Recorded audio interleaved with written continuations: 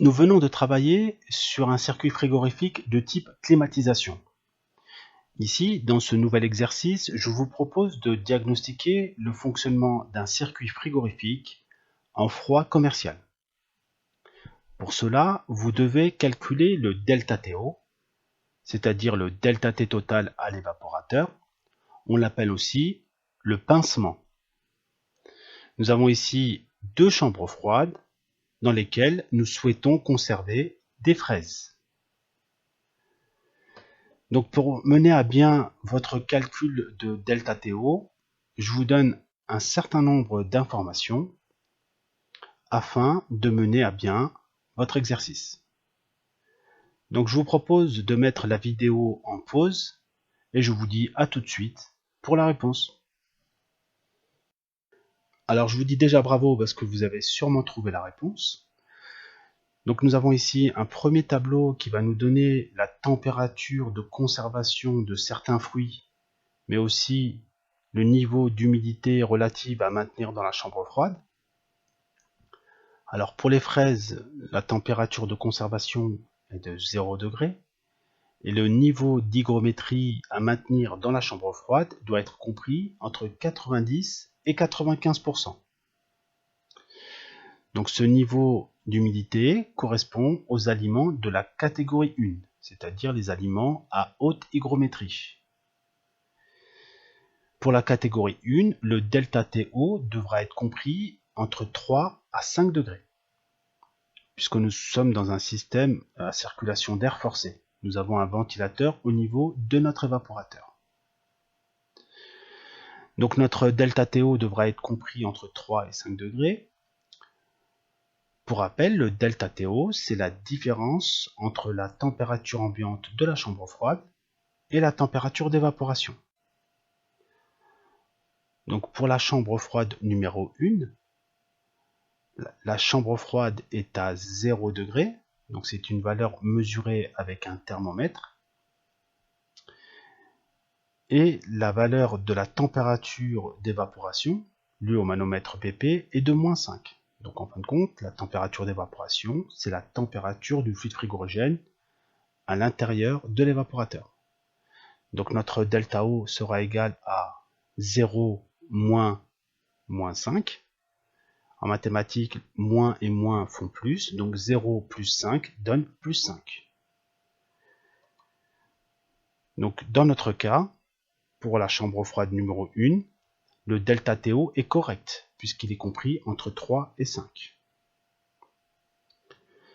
Donc notre chambre froide numéro 1 fonctionne correctement, puisque nous avons la bonne température ambiante, mais aussi le bon niveau d'humidité relative, puisqu'ici on s'aperçoit que l'humidité dans la chambre froide est de 90% hygrométrique.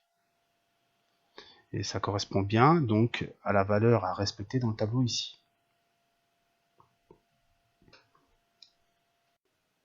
Alors faisons le même calcul pour la chambre froide numéro 2. Donc nous avons ici une température ambiante de la chambre froide qui est égale à 0 degré. C'est une température mesurée avec un thermomètre. La température d'évaporation lue au manomètre BP est égale à -10 degrés. C'est-à-dire que le fluide frigorigène à l'intérieur de l'évaporateur est à -10 degrés, c'est-à-dire à une température plus faible que la chambre froide numéro 1. Donc notre ΔTO sera égal à 0 moins -10, ce qui nous fait un écart de 10 degrés donc entre la chambre froide et le fluide frigorigène. Cet écart est trop important puisqu'il est en dehors de l'écart conseillé pour la catégorie 1. Donc dans notre cas, le ΔTO sera incorrect, la BP sera trop faible et l'évaporateur trop puissant. Alors nous pouvons dire un mot plus précis sur ce diagnostic. Alors tout d'abord au niveau de l'évaporateur trop puissant. Ce que l'on peut remarquer, c'est que la chambre froide numéro 2 a atteint sa température de consigne, qui est à 0 degré. Cela veut dire que l'évaporateur est bien rempli en fluide frigorigène.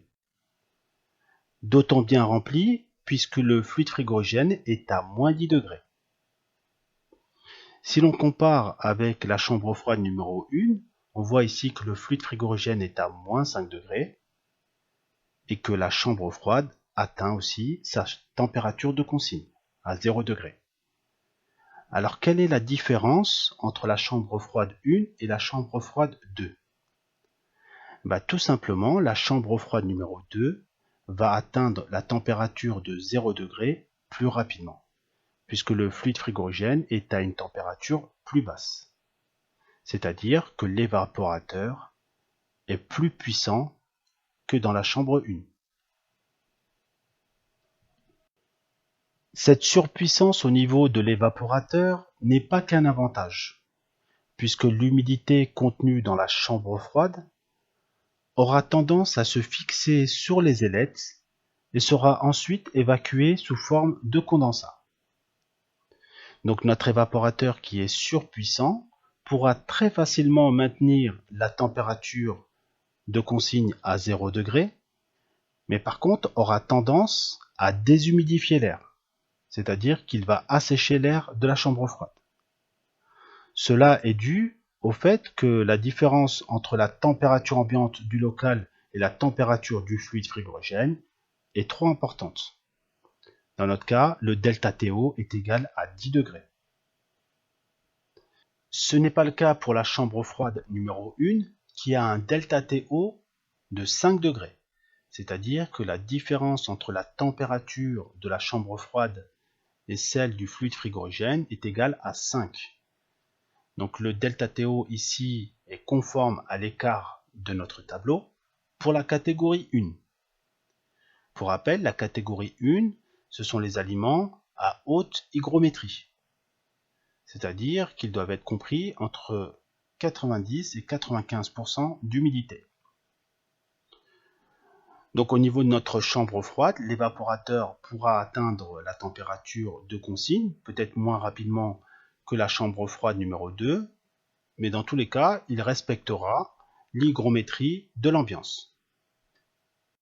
Pour conclure sur cet exercice, on peut dire que dans la chambre froide numéro 1, les fraises seront conservées correctement, puisque les conditions de conservation sont respectées au niveau de la température et au niveau de l'hygrométrie. Par contre, au niveau de la chambre froide numéro 2, même si la condition de température est respectée, l'hygrométrie est trop faible.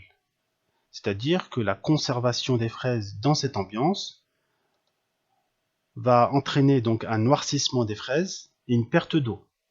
C'est-à-dire que les fraises très rapidement ne seront plus vendables. Donc ça sera tout pour cet exercice et je vous dis à tout de suite pour la suite.